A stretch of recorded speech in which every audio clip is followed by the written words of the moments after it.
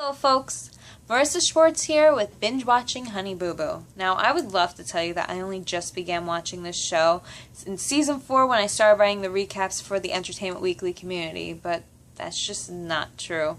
Me and Alana go way back to when she was on Toddlers and Tiaras, and then she got her spin-off show Here Comes Honey Boo Boo, and I had to start watching that. So I watched, and I've seen every episode to date. It feels good to get that off my chest. But my greatest feat came when I watched 4 episodes of Here Comes Honey Boo Boo in one night. Now this was not my idea. I am not that crazy. You see, TLC decided it would be a great idea to air 4 episodes of Here Comes Honey Boo Boo in one night. And I was crazy enough to actually do it. But besides the fatigue, the lethargy, the inevitable question of my sanity and what I'm doing with my life, I felt perfectly fine afterwards. Still, with all my disdain for this binge-watching session, there's something oddly endearing about the Thompsons. I mean, I come back to them and watch them week after week. I roll my eyes at their antics, I shake my head at their crazy comments, I get grossed out every 5 minutes, but I always come back and watch them. It's like they're my crazy extended family down south.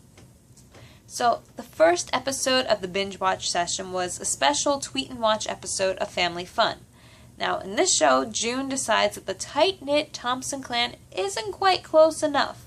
So, she plans some family fun. They do the normal stuff. They draw cheese balls, they go four-wheeler riding, they paint pottery, they make giant pancakes. You know, what any family would do.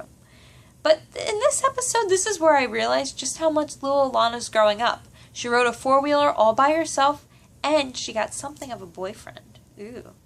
And then, of course, the episode ended with a giant family food fight, because why not? In the next episode, Civil War, Anna and Michael are getting married, and they decide they should go and get married in a fancy place that Mama June can't even pronounce the name of, that is, if they can afford it. So, meanwhile, Sugar Bear decides to raise money by using his metal detector to find treasures. And he actually finds something. He finds what a Civil War expert and self-proclaimed amateur historian and reenactor, you have to love that title, calls a bayonet. And he says it's actually worth something.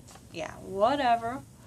And no episode of Here Comes Honey Boo Boo will be complete without fart humor. Lots and lots of fart humor. So, in this episode, we find out that Mama June and Sugar Bear, it only took them one date to romantically fart on one another, because that's what we were all dying to know.